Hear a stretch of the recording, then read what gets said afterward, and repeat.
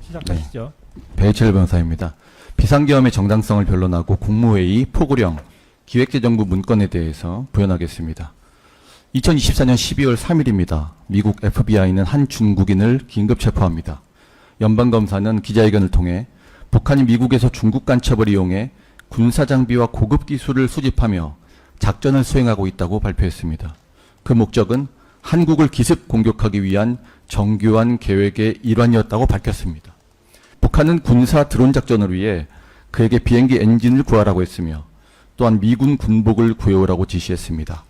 이유는 북한군이 미군 군복을 이용해 병사들을 위장해 한국에 대한 기습 공격을 감행하기 위함이라고 했습니다. 대통령으로 있다 보면 국가의 안위를 위해 밝히기 어려운 많은 기밀 정보를 가지게 됩니다. 겉으로는 보이지 않지만 얼마 뒤면 나라의 큰 위기로 닥칠 문제점들이 대통령의 시야에는 들어옵니다. 서서히 끓는 솥 안의 개구리는 눈앞의 현실을 깨닫지 못한 채 죽어갑니다. 윤석열 대통령에게는 대한민국의 운영 시스템과 소프트웨어적 위기로 인해 벼랑 끝으로 가고 있는 나라의 위기가 보였습니다. 그 위기는 헌정 질서를 파괴하는 자유민주주의의 위기이자 선거로 행사되는 국민 주권을 위협하는 총체적 시스템의 위기였습니다. 비상계엄의 요건은 전시, 사변, 기타 이에 준하는 비상사태입니다. 전시와 사변이 우리 국토공간 위에서 벌어지는 물리적인 상황, 즉 하드웨어의 위기 상황이라면 기타 이에 준하는 비상사태는 행정기능과 사법기능의 마비, 즉 우리나라의 운영 시스템과 소프트웨어의 위기 상황을 뜻합니다. 헌법 제66조는 대통령은 국가 원수로 국가를 대표하며 국가의 독립, 영토의 보전, 국가의 계속성과 헌법을 수호할 책무를 진다고 규정하고 있습니다. 국가의 독립과 영토의 보전이 하드웨어를 지키는 책무라면 국가의 계속성과 헌법 수호는 운영체계와 소프트웨어를 지키라는 책무를 부여한 것입니다.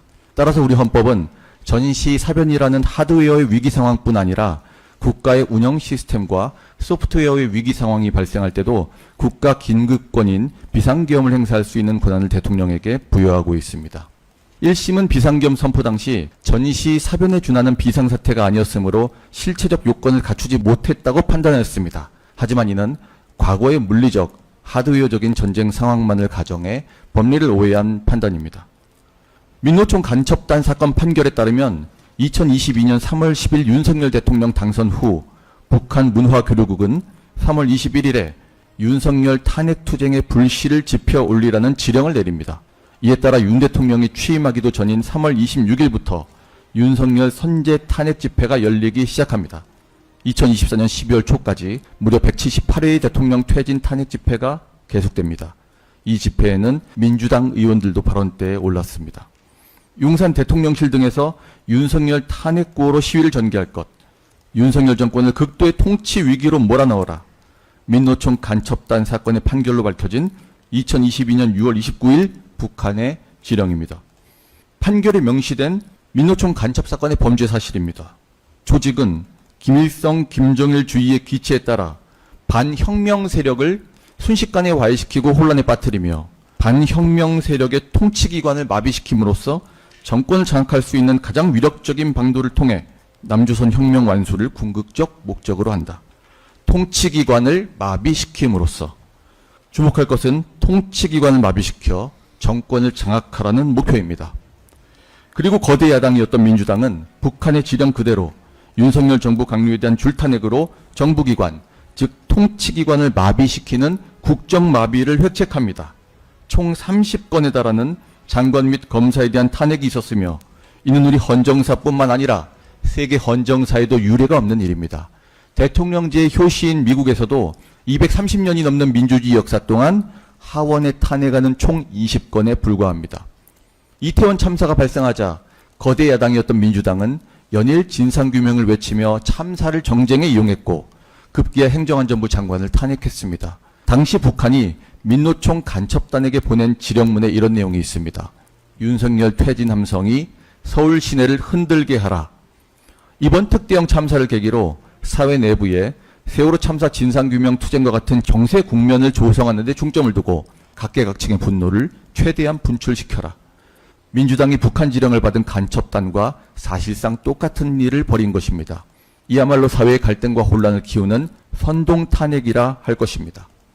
민주당은 다수 의석으로 고위공직자들을 탄핵하고 또 탄핵했습니다.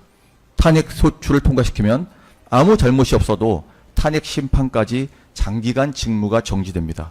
국정마비를 막기 위해 많은 공직자들이 자진 사퇴하기도 했습니다. 하지만 사퇴하더라도 후임자 선정과 인사청문까지 많은 절차와 시간이 소요되기에 부처의 업무에는 큰 차질이 생깁니다. 법무부 장관은 이재명을 째려봤다는 이유로 탄핵되었습니다. 법무부 장관을 탄핵하면 범죄 수사와 출입국 업무에 차질이 생기게 됩니다. 북한은 우크라이나의 병력을 파병해 러시아와 군사 밀착을 시도했습니다. 이는 우리에게 매우 심각한 안보 위협이었습니다. 이를 살피기 위해 참관단을 보내려 하자 국방부 장관을 탄핵하겠다고 겁박하며 결사적으로 막았습니다. 탄핵으로 안보와 국방에 공백이 생기게 만든 것입니다. 행정안전부 장관의 탄핵으로 재난안전에 차질이 생겼다는 것은 이상민 장관의 법정 진술로 확인된 바 있습니다. 또한 거대 야당은 방송통신위원장을 탄핵해 방송, 미디어, 인터넷을 장악하고자 했습니다. 이진숙 방통위원장은 불과 취임 이틀 만에 탄핵이 발의되었으며 174일간 직무가 정지되었습니다. 이러한 탄핵 남발로 국정을 마비시켜 정부의 국정 운영을 철저히 틀어막은 것입니다. 민주당은 자신들에 대한 부정부패와 비리를 수사하는 검사들도 줄줄이 탄핵하며 수사를 막았습니다. 사법기능의 마비이자 방탄 탄핵인 것입니다. 이재명의 쌍방울 대북송금을 수사했던 박상용 검사, 이재명의 대장동과 백현동 사건을 수사했던 강백신 검사와 어미준 검사, 이재명의 법카 유용 사건을 수사했던 이정섭 검사, 민주당 전당대회 돈봉투 사건을 수사했던 김영철 검사가 줄줄이 탄핵되었습니다. 민주당은 급기야는 부패, 경제 등 중요 사건의 50% 이상을 다루는 핵심 수사기관인 서울중앙지검장까지 탄핵하기에 이릅니다. 이들은 판결이 마음에 들지 않으면 판사도 탄핵하겠다며 겁박해 사법부의 독립을 무너뜨렸습니다. 실제 민주당을 포함한 112명의 국회의원들은 대법원장에 대한 탄핵을 추진했습니다.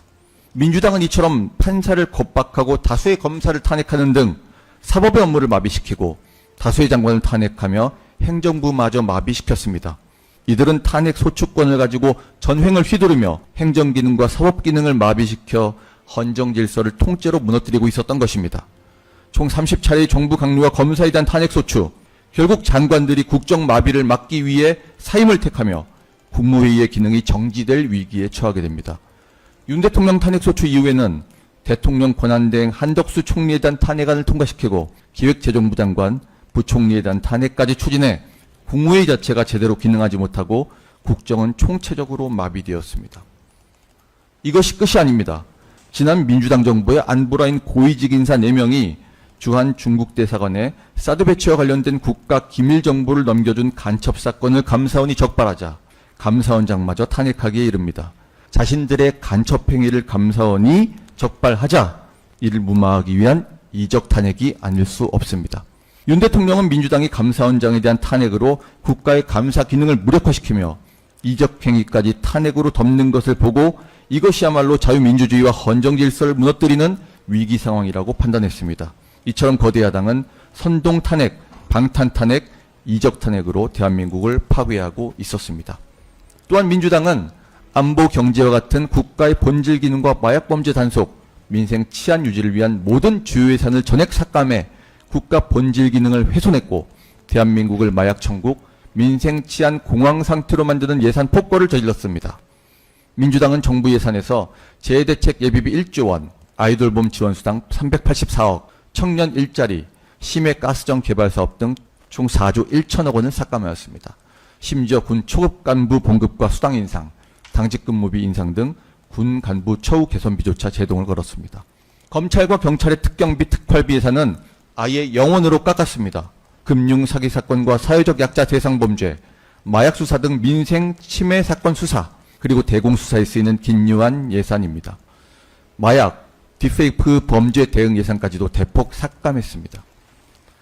실제 민주당의 특활비 전액 삭감 후 마약 사범 단속을 위한 위장거래 수사, 딥페이크 수사, 도박 사이트 수사는 2025년에 사실상 중단되었습니다. 대통령실의 특활비도 0원으로 만들어 손발을 꽁꽁 묶었습니다. 하지만 윤 대통령을 탄핵시키고 자신들이 정권을 잡자 특활비와 특경비를 모두 부활시킵니다. 2024년 예산 폭거를 저지를 당시 민주당은 특활비와 특경비가 없다고 해서 국정이 마비되지 않는다고 했습니다. 하지만 정권을 잡자 우상호 정무수석은 특활비와 특경비를 증액해달라며 이렇게 말했습니다. 막상 운영하려고 보니 어려움이 있다. 국가 살림이 정상적으로 돌아가게 해달라. 국민들에게 죄송하다. 뻔뻔해도 너무 뻔뻔합니다. 윤석열 정부 때는 국정 마비가 되지 않는다던 예산이 이재명 있을 때는 없으면 살림이 정상적으로 돌아가지 않는, 풀어 말하면 국정 마비가 되는 필수 예산이 된 것입니다. 500억이 넘는 특활비와 특경비가 없을 때 국정이 마비된다는 사실을 민주당 스스로 증명한 것이라 하겠습니다.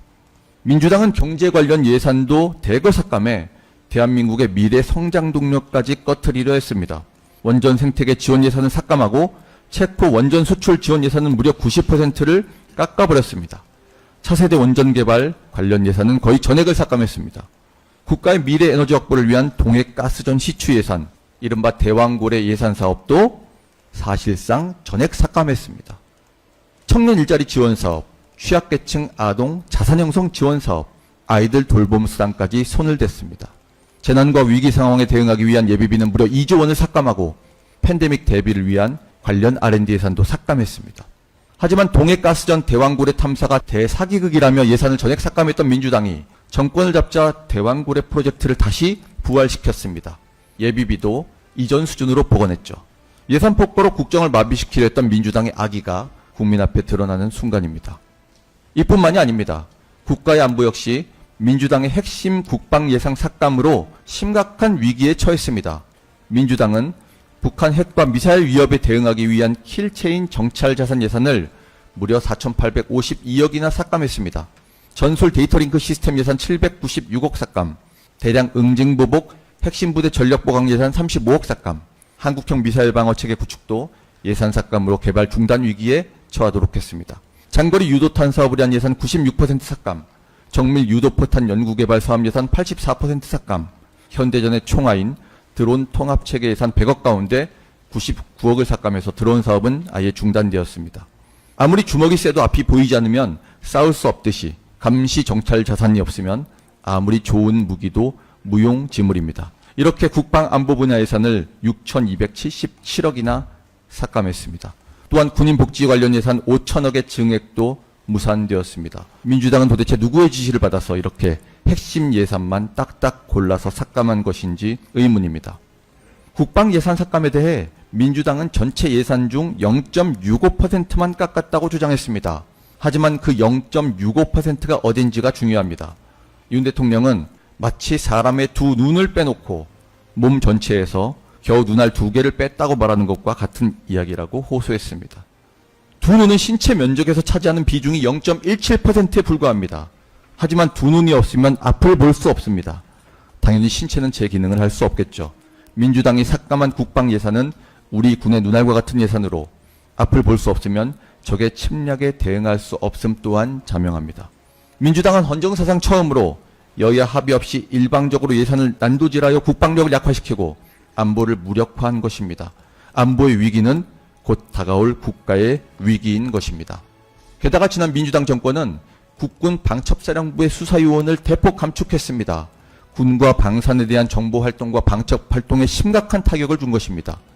또 과거 간첩사건과 연루된 인물을 국정원의 주요 핵심 간부로 발령내 방첩기관인지 정부 유출기관인지 모를 조직으로 방치하기도 했습니다. 민주당은 우크라이나 참관단 파견, 대북 확성기와 오물풍선 대응 검토와 같은 우리 군의 정당한 안보활동까지 외환죄라고 주장하고 나섰습니다. 국가와 국민의 안전을 지키려는 대통령을 전쟁광이라고 비난하고 북핵 위협에 대응하는 한미일 합동훈련을 극단적 친일 행위로 매도했습니다. 1차 대통령 탄핵 소추안에는 북한, 중국, 러시아를 적대시한 것이 탄핵 사유라고 명기하기까지 했습니다. 민주당이 190석을 가지고 있으면서 대한민국 편이 아니라 북한, 중국, 러시아의 편에 서 있는 것입니다. 윤 대통령은 이런 상황이 겉으로는 멀쩡한 것처럼 보이지만 실질적으로는 전시사변에 못지않은 국가 위기 상황이라고 판단한 것입니다. 윤 대통령이 비상계엄 선포로 호소했던 안보 위기의 비상벨은 현실이 되어 국민들은 민주당이 정권을 잡은 후 안보와 국방이 무너지고 있는 모습을 목도하고 있습니다. 육군사관학교 폐지, 드론사 해체, 방첩사 해체, 북의 남하를 막기 위한 전방 기갑부대 저지시설 철거, 대전차 방벽과 장애물 철거, 대북 확성기 폐지, 대북 라디오 방송 폐지, 대북 전단 금지, 군 위병소에서 총기 대신 3단봉 근무, 여의도 250배 면적의 민간 통제선 해제, 군사 분계선을 북에 유리하게 남쪽으로 후퇴, 한미연합 기동훈련 축소 전방 실사격 훈련 중단, 최전방 기계화 보병사단 해체, 한강 해저 정밀지도 북에 유출, 군장교 핵심 보직 민간으로 대체, 최전방 비무장지대 감시초소 철거, 공군 실사격 훈련 4분의 1로 축소, 군 후방 경비 민간 위탁 등 도대체 앞으로 얼마나 더 안보 자해 행위를 하려는 것입니까? 이렇게 우리 군의 안보가 무너지고 있는 사이 북한의 철책은 남하에 군사 분계선 80m 코앞까지 내려왔고 우리 최전방 GOP 병력은 22,000에서 6,000명으로 마이너스 75%를 축소시킨 반면 북한은 최전방 인원을 오히려 5배 늘리고 있습니다. 윤 대통령이 비상계엄으로 호소했던 안보의 위기 상황이 점차 현실로 드러나고 있습니다. 2023년 중앙선관위를 포함한 국가기관들이 북한에 의해 심각한 해킹을 당했습니다. 이에 윤석열 정부는 국가정보원을 통해 선관위에 대한 사이버 보안 점검을 실시했습니다. 전체 장비 중 5%만 점검에 응했음에도 심각한 보안 문제가 드러났습니다. 첫째, 인터넷을 통해 선관위 통합 선거인명부의 해킹으로 접근, 사전투표하지 않은 사람을 투표한 사람으로 표시하거나 존재하지 않는 유령 유권자도 정상적인 유권자로 투표하게 하는 등 선거인 명부의 내용을 변경할 수 있었습니다.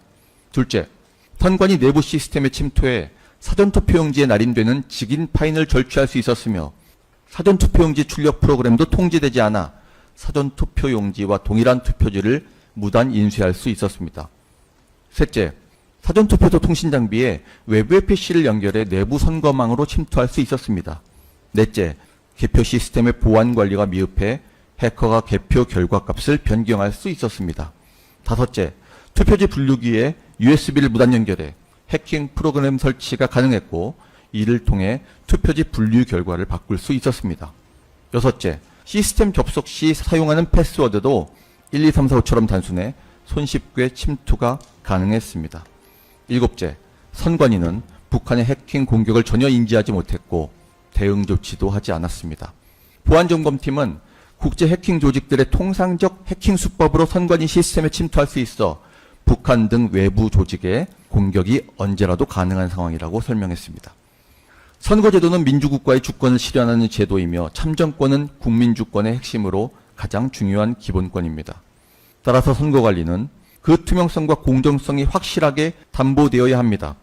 하지만 북한의 선관위에 대한 해킹은 현실적 위협임이 사실이며 그동안 선거 소송에서 드러난 투표용지 관련한 문제점, 선거 때마다 사전투표를 중심으로 통계적 이상 현상이 발생해 선거 결과를 납득하기 어렵다는 수리과학적 논거 등에 비추어 중앙선관위의 전산 시스템에 대한 투명한 점검 필요성이 설득력 있게 제기되어 왔습니다.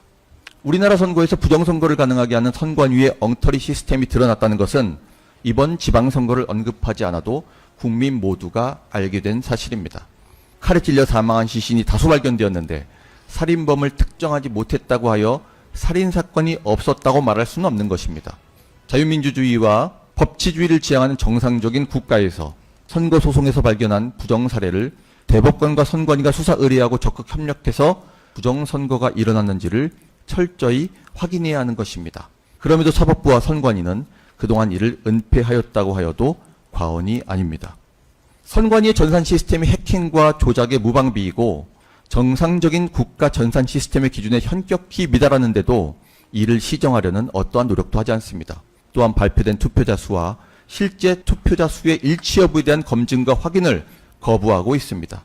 그렇다면 이는 국민의 주권을 도둑질하는 행위이고 자유민주주의를 붕괴시키는 총체적인 선거 부정 행위가 될 것입니다. 미국 트럼프 대통령은 2018년 9월 외국에서 미국의 선거 인프라에 무단으로 접근하거나 선전 및 허위 정보를 유포하는 등의 선거 개입을 차단하기 위해 비상사태를 선포했습니다. 선거 개입과 부정선거의 위협은 국가의 주권을 침탈하는 것이라며 트럼프는 이를 단호히 비상사태로 규정한 것입니다. 그렇다면 우리나라의 현실은 어떠합니까? 미국의 싱크탱크인 스팀슨 센터는 2026년 2월 말 중국 공산당이 통일 전선 조직을 총동원해 한국의 여론을 조작하고 선거에 조직적으로 개입하고 있다는 보고서를 발간했습니다. 북한의 선거 개입은 김숙희 등 해킹 그룹에 의해 이루어지고 있으며 북한은 2021년부터 2023년까지 모두 8차례에 걸쳐 선관위에 해킹 공격을 가했습니다. 그 결과 선관위의 업무 자료가 탈취되었다는 점이 밝혀졌습니다. 그렇다면 미국의 트럼프 대통령이 그러했던 것처럼 주권의 훼손 위험을 비상사태로 보는 것이 타당할 것입니다. 이에 윤 대통령은 주권을 수호하고자 비상계엄을 통한 계엄법 제7조의 행정사법사무관장 권한에 따라 선거관리위원회에 시스템 보안 사항을 점검하도록 한 것입니다. 미국 트럼프 대통령은 취임 첫날 국가 비상사태를 선포하고 군을 투입했습니다. 미국이 국가 비상사태인가에 대한 판단은 다를 수 있습니다. 하지만 불법 체류자와 마약 카르텔, 에너지 부족 등 미국이 당면한 위기에 맞서 미국 국민들을 지키기 위한 대통령의 결단이었음은 분명해 보입니다. 잠시만요. 지금 이 사건하고 관련 없는 내용도 좀 나오고 있는데요. 그런 부분은 빼시고 이 사건과 관련되는 거 위주로 이제 간략하게 정리하시죠. 30분이 거의 다 지난 것 같습니다. 마무리 빨리 하겠습니다. 당장 2024년 적발된 민주노총 간첩단 사건만 봐도 반국가 세력의 실체를 쉽게 확인할 수 있습니다. 이들은 북한 공작원과 접선하여 직접 지령을 받고 군사시설 정보 등을 북한에 넘겼습니다. 북한의 지령에 따라 총파업을 하고 미국 대통령 방한 반대, 한미연합훈련 반대, 한미일 삼각동맹 반대 등의 반국가 활동을 펼쳤습니다. 심지어 북한의 지시에 따라 선거에 개입한 정황도 드러났습니다. 민노총 간첩 사건에 대한 2024년 판결문에서도 나타나듯 북한은 보수정당 집권 저지 등 국내 선거 개입 활동을 지령으로 내렸습니다. 거대 야당은 자신들의 폭주가 국회 정당한 권한 행사라고 강변합니다. 그러나 국회의 헌법적 권한은 국민을 위해 쓰라고 부여되는 것이지 정부 기능을 마비시키라고 주어진 것이 아닙니다. 그럼에도 그 권한을 악용한다면 이것이야말로 헌정 질서를 붕괴시키는 국헌문란의 다름 아니고 무엇이겠습니까? 2024년 12월에 대한민국은 거대 야당인 민주당의 의회 독재와 폭거로 국정이 마비되고 사회 질서가 교란되며 행정과 사법의 정상적인 수행이 불가능한 상황이었습니다. 나아가 국민주권의 핵심인 참정권이 훼손되는 선거관리 시스템의 위기는 대한민국 운영체제의 만국의 위기로서 대통령은 이 운영체계를 지켜낼 책무가 있었습니다. 윤 대통령은 행정과 사법 기능이 마비되는 이 같은 위기 속에서 비상계엄령 발동을 생각하게 되었습니다. 거대 야당 민주당이 헌법상 권한을 남용하여 위헌적 조치들을 반복했지만 헌법의 틀 내에서 대통령의 권한을 행사하기로 했습니다. 현재의 국정 마비 상황을 사회 교란으로 인한 행정사법의 국가기능 붕괴 상태로 판단하여 계엄령을 발동하되 그 목적은 국민들에게 거대 야당의 반국가적 폐악을 알려 이를 멈추도록 경고하는 것이었습니다. 과거에는 계엄이 재래식 전쟁을 대비하기 위한 것이었다면 우리 헌법은 이에 준하는 국가 비상사태라는 규정도 두어 전쟁 이외의 다양한 국가 위기 상황을 계엄령 발동 상황으로 예정하고 있습니다. 1심은 비상계엄이 재래식 전쟁 시에만 발동할 수 있는 전시계엄이라며 법리를 오해하고 있으나 역사적으로도 비전시계엄이 발동된 사례가 있습니다. 1972년 10월 17일 비상계엄은 사회질서의 동요가 우려되어 이를 미연에 방지하기 위해 선포되었습니다. 또한 1979년 10월 27일 비상계엄은 박정희 대통령의 서거에 따른 안전보장과 질서를 유지하기 위해 선포되었습니다. 비전시 계엄의 사례가 충분히 있기 때문에 국정마비 위기 상황에 있다면 반드시 전시가 아니더라도 계엄을 발동할 수 있는 것입니다. 국민들에게는 계엄이라는 단어에서 연상되는 부정적 기억도 있을 것입니다. 민주당은 이런 트라우마를 이용해 국민을 내란 프레임으로 선동해왔습니다. 하지만 P23 비상계엄은 과거의 계엄과는 완전히 다른 것으로 무력으로 국민을 억압하는 계엄이 아니라 계엄의 형식을 빌린 대국민 호소였습니다.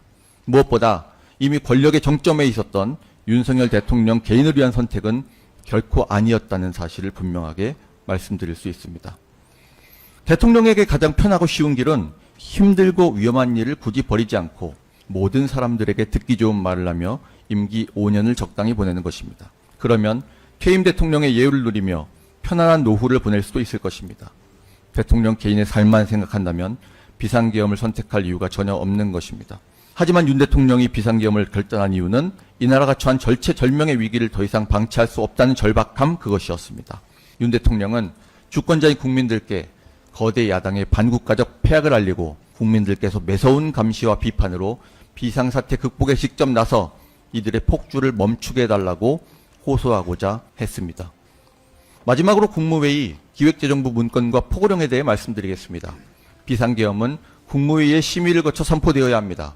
그리고 윤 대통령이 비상계엄을 논의하는 국무회의를 소집했다는 점은 CCTV로 명백히 확인됩니다.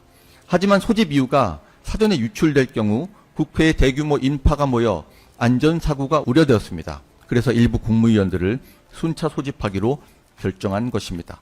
여러 국무위원들이 반대했지만 국무회의는 심의기관입니다. 그리고 심의 내용은 대통령의 결정을 부속할 수 없다는 것이 통설과 판례입니다.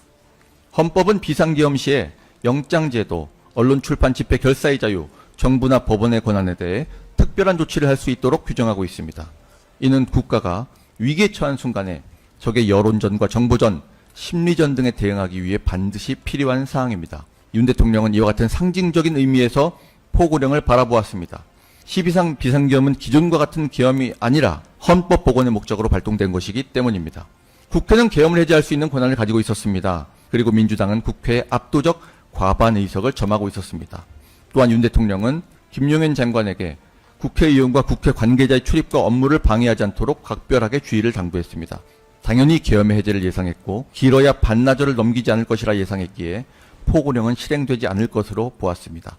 하지만 제1심은 포고령의 형식적 문구에만 천착해 국헌 문란의 목적을 판단하는 오류를 범했습니다. 기획재정부 장관 문건은 국정마비를 타개하기 위한 예비비 확보, 민주당 집권 시 한 해 5조 원가량이 지급되었던 보조금 이권 카르텔의 차단, 위기 대응을 위한 긴급 재정경제명령을 준비하기 위해 김용현 장관이 아이디어 차원에서 구상한 것입니다. 윤 대통령에게 보고되거나 승인된 바도 없습니다. 또한 문건은 그 자체로 국회의 존속을 전제로 하기에 국회를 해산하려 했다는 주장과 모순됩니다. 윤석열 대통령이 1심 판결에 명시된 김용현 장관님과 말씀하신 내용입니다.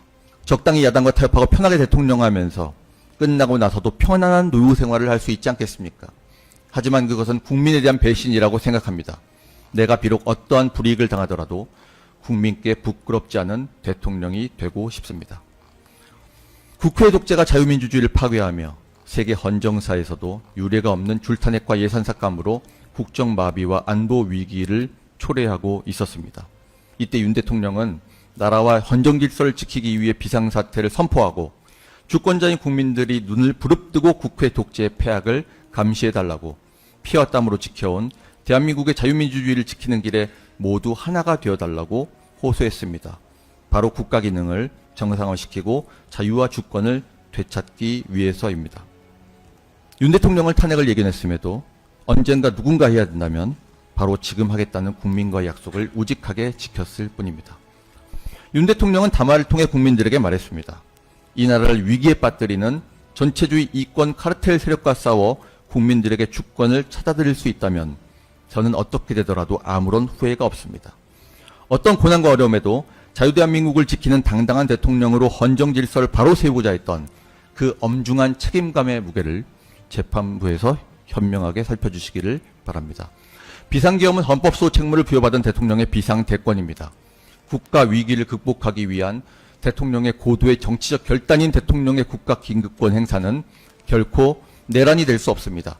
따라서 윤석열 대통령께는 무죄가 선고되어야 할 것입니다. 이상입니다.